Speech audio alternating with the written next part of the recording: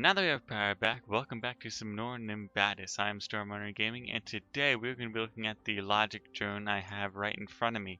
And will be my logic tutorial for the game, hopefully covering most of the stuff. Some of the stuff I had some problems with, like I'm not exactly sure how to use the altimeter, and I haven't really played with the directional sensor yet, but I probably will be playing with it later on, especially creating my own completely autonomous drone for the sumo fights. But anyways, I will be getting into a lot of the features here. First off, we can run through quickly a lot of the things in the sensor array and stuff here and in the logic components. But of course, we have a regular distance sensor, which you can set the distance it senses on, and you can give it a event basically that'll activate something when you have that sensed. You have a speed sensor which you can set up to a motor, which I have on the back of here, which has a NOT gate, which I'll get to later with the other ones. The directional sensor is basically what you've got here with a regular sensor, but you have, I believe, multiple outputs to it to basically, I would assume, turn something like a motorized hinge for a self-targeting turret. But next we have a camera tracker, which I couldn't exactly get to work either, so I'm not exactly sure how to use that, but I assume it would do something with tracking something with a camera maybe. And the temperature sensor, basically it gives you a temperature limit, so I set it at 10%. So once the thing heats up 10%, we will get the activation of our cooling units, which I will show off later. And finally, the altimeter, I assume it has to do something with traveling around a planet at a specified, like, I guess, radius from it, but I'm not exactly sure how to use that or how it's supposed to activate things around it. Up next we have the logic parts, and first off is a button, which basically all you have to do is set it up to something and you press that button and it turns on. Now for some reason it won't turn off once I turn on the button, so you need a switch to do that, but that'll be in a minute. The if gate basically says if you activate something like the button or a switch, then that will be activated and activate something else. So it kind of like keeps a signal going once you have it. And basically you can put an input and an output, so you could have something be activated by you pressing a button and then that activates something else. So if that is needed in a logic system, you can put that in. In NOT gate, it activates when the thing you have it connected to is not on. So I hooked one of those up, like I said earlier, to the speed sensor, so this thing will turn off once this thing has hit the speed reached, which I set to B. And on this logic bot there are a lot of buttons here that have a lot of controls, so forgive me if I mess something up. The AND gate activates if both inputs are activated, so I have one connected up to a thruster here with two switches, so when I press the right bracket and left bracket, F1 and F2 will be turned on, and the output of this, which is connected to the thruster, will be turned on for more rear-facing thrust. So the Xor Gate, that activates at the output key if only one of the input keys are pressed. So if we have one of these pressed, it will activate, but if we turn on the second one connected to it, it will turn back off. Vice versa, if neither of them are turned on, it will be turned off, of course, too. So it's only activated if one is connected. Switch, of course, is an on or off. You can toggle, which is quite good because we have the button, which basically isn't able to be toggled, I would assume. The logic connector.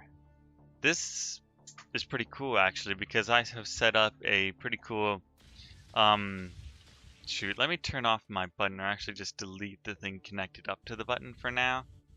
But basically this little drone, I'm able to detach it. If I remember, there it goes, we have a detachable thing, and I have the arrow keys set to the drone with some fuel and a couple guns and a solar panel. But basically the the logic connector basically allows us to be able to control this thing when it is disconnected.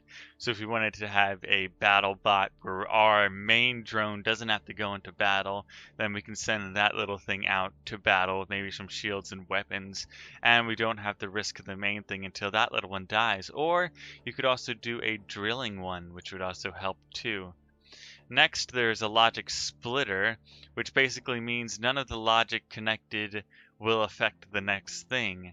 And I've set that up to a auto, sensing turret, basically, which has the burning lasers. And I know the burning lasers are controlled by my mouse, but it is just an example for this video. Excuse me. Because I don't actually have any lasers that actually keep target, straight target, so I had to put in some weapon to represent a leveling target that doesn't move.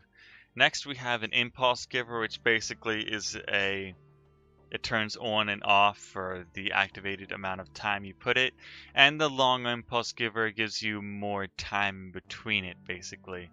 And so you can just turn it on and off. And of course, a buffer gate, you can basically connect that up to a input key and an output key, and it'll turn on and off when you have it on, and when you turn it off, it'll stop. So basically, when I come here, I believe, nope, P is my button for my cooling units. I apologize about that.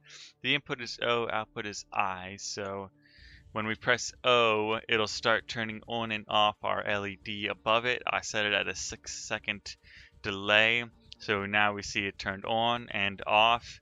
And you can see the speed sensor, which is jittering on and off basically right now, keeping us at the exact 10 meters per second. And if we turn that speed up real quick, actually, to 20, I don't know if it'll exactly just keep us going. Yeah, I don't think it can reach 20 with one thruster on it. So that is basically a lot of the logic gone through pretty quickly. If you guys do have any questions, of course, you can leave a comment down below, and I will try to clarify any problems you have in the game. But I do want to show you guys the temperature sensors real quick, because they are a pretty cool, neat invention. Oh, there goes our speed thing, keeping us at the 20 meters per second I've set it to. And I believe that will be a good thing for the self-contained logic drone. But it seems like it only has a speed in one direction, which is interesting. But now we are going to be heating up, and the sensors have already started to cool down the parts that are being had, except for the little drone on the front. But it looks like another interesting thing with the lava rocks under me is that they are not getting... They're actually getting cooled by my coolers, which is interesting. I'm not exactly sure why that's happening and if we can actually destroy them or something with the cooling power of our thing, but I don't know. One more thing before I finish off the episode. I wanted to show off the weapons workshop, which is the tech tree for each weapon I've got here.